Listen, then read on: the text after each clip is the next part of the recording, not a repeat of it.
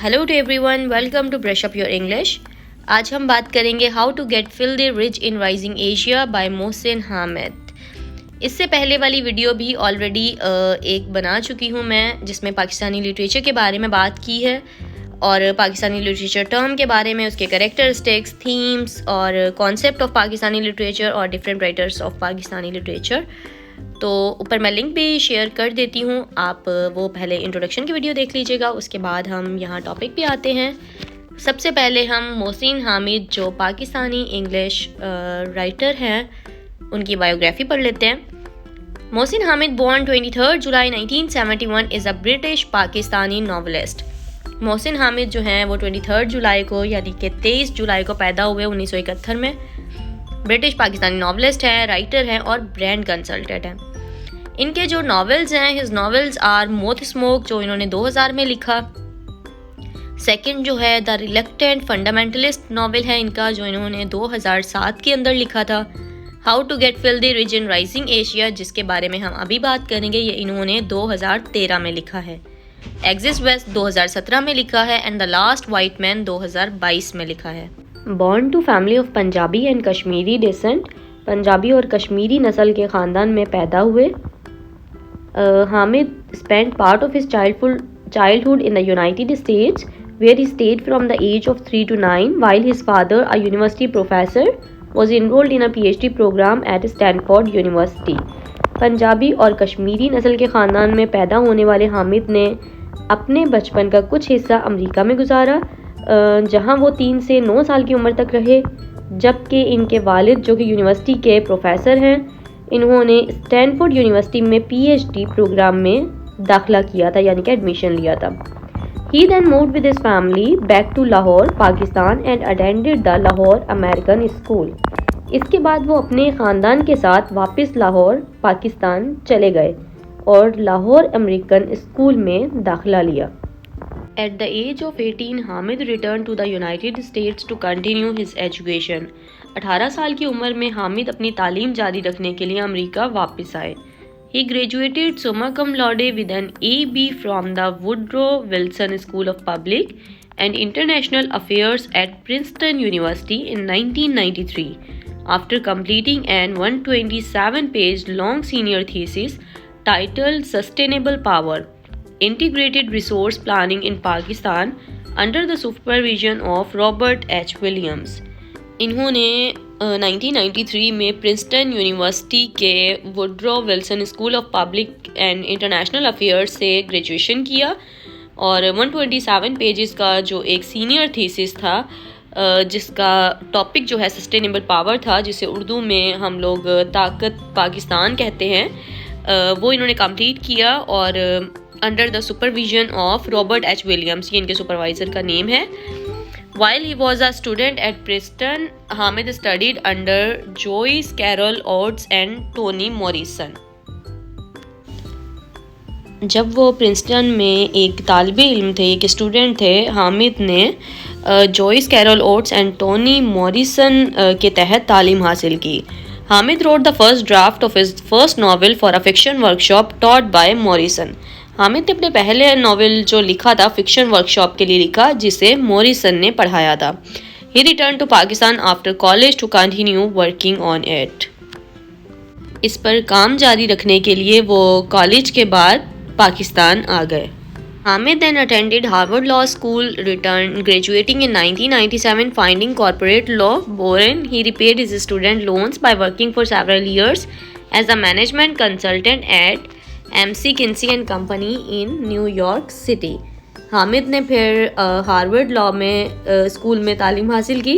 1997 में corporate law boring की तलाश में ग्रेजुएशन किया इन्होंने और फिर न्यूयॉर्क सिटी में जो है इन्होंने MC Kinsey जो कंपनी है वहाँ पर कंसल्टेंट के तौर पर इन्होंने कई साल काम किया, क्योंकि वो अपना वर्किंग मतलब करके जो है अपना खर्चा वगैरह उठाया करते थे या अपने लोन के लिए खुद काम किया करते थे। He was allowed to take 3 months of each year to write and he used this time to complete his first novel, Moth Smoke. अपने तलबा के कर्ज़ों की अदायगी की और इसे लिखने के लिए हर साल 3 माह की छुट्टी लेने की इजाज़त थी और इस वक्त को इन्होंने मतलब अपना पहला नावल है जो मौत स्मोक है वो मुकम्मल करने के लिए इस्तेमाल किया, यानी कि 3 महीने में इन्होंने मौत स्मोक नावल जो है वो कंप्लीट किया या लिखा। Hamid moved to Lahore in 2009 with his wife Zahra and their daughter Dina, born on 14th August 2009। Hamid जो हैं वो 2009 में अपनी वाइफ ज़हरा और बेटी दीना जो 14 अगस्त को पैदा हुए, इनके साथ लाहौर चले गए। He now divides his time between Pakistan and abroad, living between Lahore, New York and London। अब वो अपना वक्त पाकिस्तान और बाहर मुल्क यानी कि बैरून मुल्क लाहौर, न्यूयॉर्क और लंदन के दरमियान गुजारते हैं। चलिए आगे वाली स्लाइड पढ़ते हैं। Hamid has described himself as a mongrel and has said of his own writing that a novel can often be a divided man's conversation with himself. He is a dual British and Pakistani citizen. Hamid has personally been rewarded a number of times. Hamid ने जो है ख़ुद को मोंग्रेल कहा है और इन्होंने कहा है कि a novel can often be a divided man's conversation with himself. A novel में जो भी गुफ्तगू होती है या बात होती है, जो कन्वर्सेशन होती है, वो इंसान खुद से करता है। जैसे हम कहते हैं कि लिटरेचर क्या है, literature means a self talking, कि if you are standing in front of mirror और आप खुद से बात कर रहे हो, दैट इज़ अ लिटरेचर। और he is a dual British and Pakistani citizen. वो उनके पास ब्रिटिश और पाकिस्तान मतलब दोनों की नेशनलिटी थी, वो वहाँ भी रहते थे और ब्रिटिश में भी रहते थे, पाकिस्तान में भी। Hamid has personally been rewarded a number of times, और उनको बहुत सारे अवार्ड्स भी मिले, यानी कि बहुत सारे इनाम से भी नवाजा गया। In 2013, Foreign Policy named him one of their 100 leading global thinkers. In 2018, he was named a Fellow of the Royal Society of Literature as well as सितारे इम्तियाज़ in Pakistan. उनको फॉरेन पॉलिसीज़ के तहत भी उनको मतलब बहुत सारे अवार्ड्स मिले। उनको 2018 में भी अवार्ड मिला रॉयल सोसाइटी ऑफ लिटरेचर का, और पाकिस्तान से भी उनको सितारे इम्तियाज़ से नवाजा गया।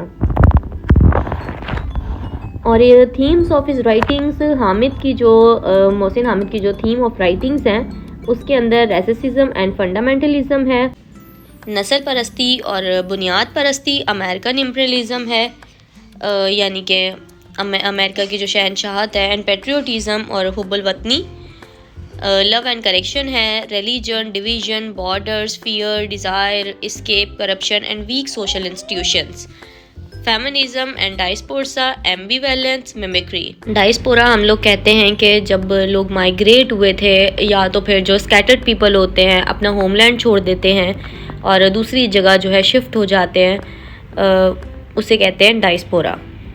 एम्बिवेलेंस हम लोग कहते हैं कि अनसर्टेन, अनश्योर जो चीज़ें होती हैं उनके बारे में इन्होंने बात की हुई है, और मिमिक्री के बारे में। की फैक्ट्स जो हैं, how to get filthy rich in rising Asia tells the story of an anonymous man's journey from impoverished rural boy to a tycoon in an unnamed contemporary city in rising Asia, and of his pursuit of the nameless pretty girl whose path continually crosses but never quite converges with his। गुमनाम देहाती लड़के की कहानी है ये, उसका journey है जो गांव से टाइकोन तक का सफ़र है वो बताया गया है, वो रास्ता बताया गया है, और दूसरा कैरेक्टर इसमें प्रीति गर्ल है, इसके बारे में एक्सप्लेन किया हुआ है। Okay, how to get filthy rich in rising Asia, Mohsin Hamid third novel. ये मोहसिन हामिद का तीसरा नावल है, published on 27 February 2013 by Hamish Hamilton in the United Kingdom and Riverhead Books in the United states.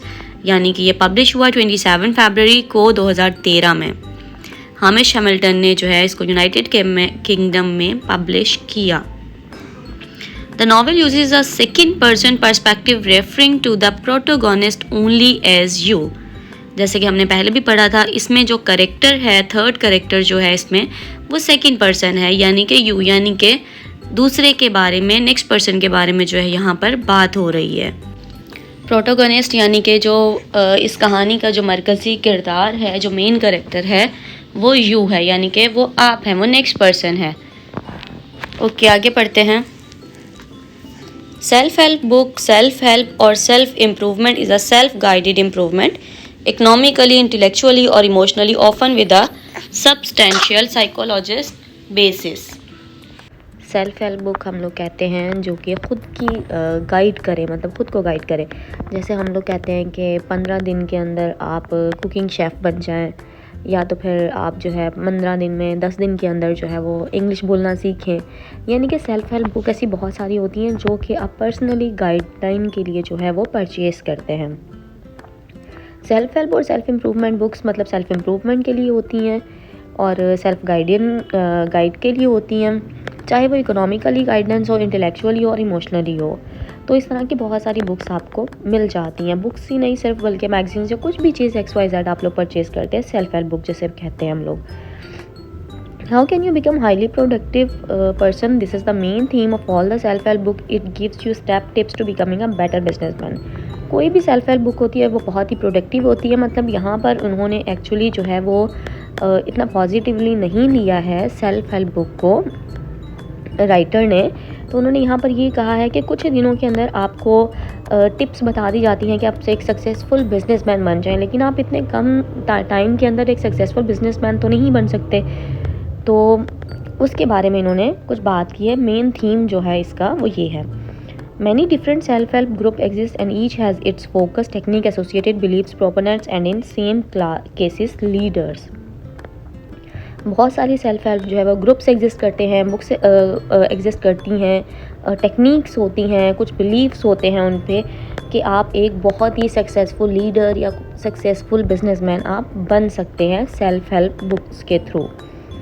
Mock self help book divided into 12 chapters and there is a satire in every chapter. जो हम अभी book पढ़ने वाले हैं या जो हम जिसके बारे में हम जो है बायोग्राफी वगैरह पढ़ रहे हैं, ये एक सेल्फ हेल्प बुक है। इसमें 12 चैप्टर्स हैं और हर चैप्टर में सटायरिकल लैंग्वेज जो है वो इस्तेमाल की गई है। सटायर हम लोग कहते हैं तंजिया या क्रिटिसाइज़ करना, तो राइटर ने मतलब यहाँ पर क्रिटिसाइज़ किया हुआ है। Written to instruct its readers on solving personal problems, यानी कि हम पर्सनली जो प्रॉब्लम्स होते हैं उनको ईजिली सॉल्व कर सकते हैं पढ़कर ही। The title is taken from the book named self help by Samuel Smiles. ये टाइटल जो है सैमुअल स्माइल से लिया गया है। Also known as self improvement. Self help book को सेल्फ इम्प्रूवमेंट बुक्स भी कहते हैं। आगे चलते हैं। How Pakistani society is structured, how we are morally deprived and how to be rich in rising Asia. यहाँ पे कुछ क्वेश्चंस के आंसर दिए गए हैं, जैसे कि पाकिस्तानी सोसाइटी से रिलेट ये बुक जो है वो स्ट्रक्चर की गई है या उसी के बारे में बात की गई है बुक से कि हम कितनी सारी चीज़ों से महरूम हैं और हम किस तरीके से एशिया के अंदर हम अमीर तरीन इंसान बन सकते हैं। You and Preeti girl is the main character of the novel. You is the protagonist because you is unnamed. इसमें एक प्रीति गर्ल का कैरेक्टर है जो कि मेन कैरेक्टर है, प्रोटोगोनिस्ट कैरेक्टर है, और यू कैरेक्टर है जिसका कोई भी नाम यहाँ पर नहीं दिया गया। तो इससे रिलेट मतलब लोगों के बारे में बात की गई है, यानी यू को जो है वो सेकंड पर्सन है यहाँ पर। ये जैसे पहले भी मैंने बताया था। It gives you step and tips to become a better business man women. Its tone is satirical. सबसे बड़ी बात या अच्छी बात इस बुक की ये है कि इसमें सिर्फ बिजनेसमैन जो है मैन के लिए नहीं बल्कि वुमेन को भी बताया गया है कि किस तरीके से सक्सेसफुल बिजनेसमैन जो है वो बंदा बन सकता है। लेकिन इसकी टोन जो है, बुक की जो राइटिंग स्टाइल है वो सटायरिकल है, जैसे मैंने पहले भी बताया कि तंजिया तरीके से बात की गई है। The self help culture is not about working hard, it's about working smart. Self help जो हमारा कल्चर है वो वर्किंग हार्ड नहीं, हार्ड वर्किंग के थ्रू नहीं होगा कोई भी काम। आपने जो है वो स्मार्ट वर्क करना है उसके लिए। It tells you to become rich by shortcuts. लेकिन हमारा जो कल्चर है वो हमें बताता है कि शॉर्टकट्स के थ्रू आपने अमीर कैसे होना है। हम हर वक्त जो है वो शॉर्टकट ढूंढ रहे होते हैं अमीर होने के लिए, किसी भी चीज़ को सॉल्व करने के लिए। Genre the novel self help satire, इसकी जो लैंग्वेज के बारे में बताया गया है कि सेल्फ हेल्प सटायरिकल लैंग्वेज है और काइंड है। The smart work involves a degree of cunning, violence, deceit, greed, badness of you. अगर आप स्मार्ट वर्क करते हो, शॉर्टकट्स के थ्रू आप जाते हैं या बिजनेसमैन सक्सेसफुल बिजनेसमैन बनना चाहते हैं, तो शॉर्टकट्स आप इस्तेमाल करते हैं। लेकिन शॉर्टकट्स इस्तेमाल करते करते इंसान जो है अपनी बाउंड्रीज़ क्रॉस कर लेता है, अपनी लिमिट्स क्रॉस कर लेता है। तो वो क्या होता है, वो वायलेटेड इंसान बन जाता है, वो धोखेबाज बन जाता है, वो कनिंग हो जाता है, चालाक हो जाता है, और उसकी जो बैडनेस है वो एग्जिस्ट करना शुरू हो जाती है, वो निकल के आना शुरू हो जाती है ह्यूमन बीइंग की। Protagonist and narrator both are unnamed. यहाँ पे प्रोटोगनिस्ट जो मेन कैरेक्टर है उसका भी कोई नाम नहीं है, और नरेटर का भी यहाँ पर नाम नहीं दिया गया, यानी कि कैरेक्टर को नाम के साथ शो नहीं किया गया है। He has mocked the culture of Pakistan like social, political and cultural realities। यहाँ पर जो है राइटर ने सोशल रियलिटीज़, पॉलिटिकल रियलिटीज़ और कल्चरल जो हमारी रियलिटीज़ हैं, जो सच्चाई है, जैसे मैंने पहले भी बताया कि रियलिस्टिक बेस के ऊपर जो है पाकिस्तानी लिटरेचर डिपेंड करता है। तो रियलिस्टिक जो भी चीज़ें हैं वो सारी की सारी बयान की गई है। In every chapter we will meet a new character. हम हर चैप्टर के अंदर एक नए कैरेक्टर से मिलेंगे, यानी कि हर चैप्टर जो है वो एक न्यू स्टोरी है, एक न्यू कैरेक्टर है। Writer says you only have one life, do not waste it, satire the society, people, politician who became rich by filthy way. Writer यहाँ पर ये कहना चाह रहा है कि आपको एक ही ज़िंदगी मिली है, आप वो ज़ाया मत करें। आप तंज करके सोसाइटी पे, people, political who became rich by filthy way, filthy मतलब कि बहुत ही ख़राब तरीके से आप शॉर्टकट्स के थ्रू अमीर ना बने, या शॉर्टकट्स के थ्रू कोई भी काम ना करें। आप स्मार्ट वर्क करें चीज़ों को करने के लिए, लेकिन शॉर्टकट्स ना ढूंढें। शॉर्टकट जिस तरीके से हमारे पॉलिटिशियन शॉर्टकट्स ढूंढते हैं, बहुत सारे लोग हमारे शॉर्टकट्स ढूंढते हैं, उससे क्या होता है, आप कभी भी लॉन्ग टर्म प्लानिंग्स आपकी नहीं होती हैं, वो शॉर्ट टर्म प्लानिंग होगी। इस नावल के 12 चैप्टर्स हैं, और इन 12 चैप्टर्स के जो नाम हैं वो ये हैं। The first one is the move to the city, second है गेट एन एजुकेशन, थर्ड है don't fall in love, avoid idealist, learn from the master, work for your self और be your own boss, be prepare to use violence, befriend a bureaucrat, patronize the artist of war, dance with depth, focus on the fundamentals, have an exit strategy. ये 12 chapters के नाम हैं novel के। अब इसी को continue करते हैं, आगे पढ़ते हैं। Throughout the story the author intends for readers to imagine themselves as the narrator, whom he refers to as you, the city where the narrator or you lives is a mixture of poverty and wealth। जैसे मैंने पहले भी बताया था कि यहाँ पे 2 ही character हैं, वो सेम बात रिपीट दोबारा से की गई है, क्योंकि मेन पॉइंट है यहाँ पर जो है कैरेक्टर्स हैं, कैरेक्टर्स लेकिन अननेम्ड है यहाँ पर, और ये लाइफ जो है वो मिक्सचर है वेल्थ और पॉवर्टी की, गुर्बत और जो है अमीर के दरमियान की है। There are fundamentalist attitudes and class discrepancies that are similar to those found in India's caste system, although a location other than titular rising Asia is never given। अब जो भी कास्ट सिस्टम है या तो कल्चर सिस्टम है, इस तरह की सारी चीज़ें जो हैं हमें इंडिया के ज़ात पात पे चीज़ें पाई जाती हैं, जबकि राइजिंग एशिया में ऐसी चीज़ें नहीं होनी चाहिए। How to get filthy rich in rising Asia is a skillful meditation on class, wealth, friendship, self improvement and education with। ये एक मुराकबा है, यानी कि एक थिंकिंग है, एक मेडिटेशन है इंसान की, कि वेल्थ होगी, फ्रेंडशिप होगी, सेल्फ इम्प्रूवमेंट होगी और एजुकेशन होगी, कि आप उसको फिल्दी वे में जो है उसको गेट कर लोगे, या तो वो मिल जाएगी आपको फिल्दी तरीके इस्तेमाल करके, ऐसा नहीं है। इंट्रोडक्शन ऑफ द नावल, ये हम नेक्स्ट वीडियो में इसको पूरा डिटेल से पढ़ेंगे, ये आप खुद से पढ़ लें। ये नावल का इंट्रोडक्शन है, एक शॉर्ट तरीके से आपको बताया गया है यहाँ पर। सेटिंग जो नावल की है, the novel uses a second person perspective referring to the protagonist only as you का कैरेक्टर है, सेकंड पर्सन है, और जो स्टोरी है वो takes place country that resembles Hamid's home country of Pakistan.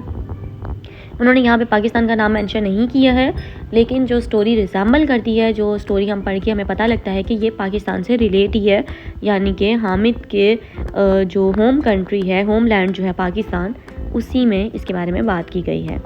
बाकी इंशाल्लाह हम नॉवेल नेक्स्ट वीडियो के अंदर स्टार्ट करेंगे। Stay blessed, stay with me, take care, अल्लाह हाफ़िज़।